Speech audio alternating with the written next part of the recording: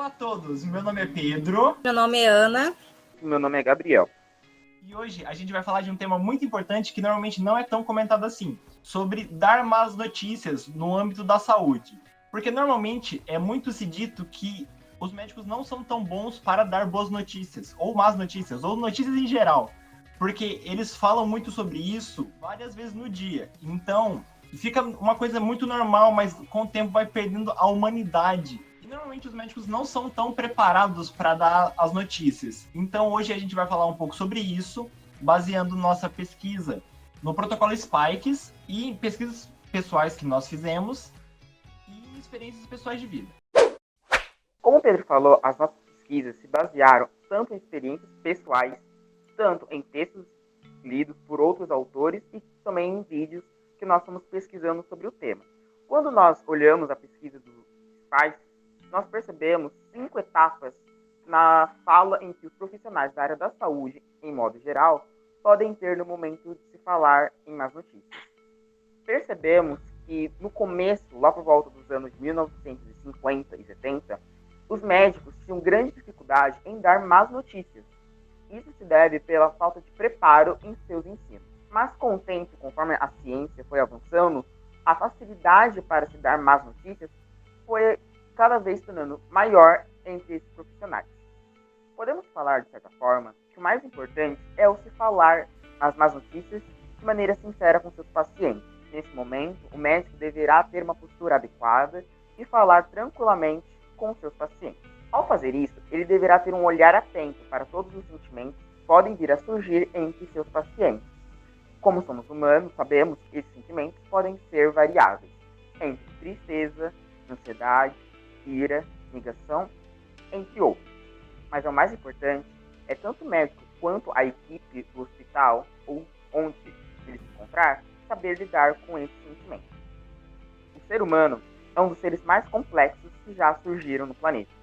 Por conta disso, tratar o outro como humano é um fator determinante. Por fim, após o momento em que a má notícia for dada, o momento mais crucial não será esse, e sim o momento de aceitação, quando o médico e o paciente entendem que essa é a realidade. Após esse momento, será feito o plano de ação, onde médico e paciente vão conhecer as possibilidades de tratamento, tanto para a possível cura, quanto para uma possível amenização da doença, para que o paciente consiga escolher se ele vai aderir ao tratamento e tentar uma possível cura, ou se ele vai aceitar o fato de que sua vida está acabando e vai optar por medidas em que o seu sofrimento será diminuído. Eu vou relatar agora a minha experiência de vida sobre más notícias. Há 7 anos atrás, o meu pai foi diagnosticado com um câncer no intestino. E nessa convivência entre tratamentos, cirurgias, idas e vindas do hospital, eu pude perceber que muitas vezes a equipe médica não está preparada para dar a má notícia não só para o paciente, mas como para os seus familiares. No dia que meu pai foi fazer a cirurgia, o médico ele não sabia como relatar para mim e para minha mãe a gravidade da doença que meu pai tinha. Eu me lembro que assim que ele saiu da cirurgia, que toda a cirurgia terminou, era para o meu pai ter ido para o quarto. Foi quando o médico falou, olha, por um simples tratamento meu, que eu faço questão que meus pacientes tenham, o seu pai vai ser encaminhado para UTI, porque vai ser melhor, que ela vai ter uma equipe que vai ficar monitorando ele 24 horas, porque essa cirurgia é um pouco arriscada.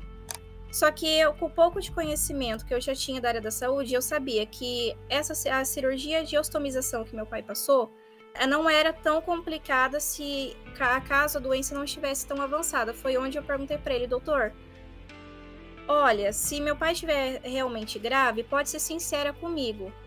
Eu aguento a notícia que você tiver que me dar, porque eu sei que meu pai não tá bem, né? Porque não é normal o senhor tá mandando ele para a UTI, em vez de estar levando ele para o quarto como foi combinado antes da cirurgia. Foi aonde ele relatou que a doença estava avançada, já estava em um estágio avançado que do intestino já tinha passado para outros órgãos. E não teve como retirar a doença, mas ia ser tentado fazer um tratamento com químio e radioterapia para a regressão da doença. A partir desse dia, eu pude perceber e aprendi que é importante que esses médicos tenham esse ensinamento na faculdade, como dar má notícia e como dar um suporte, não só para o paciente, mas como para o familiar.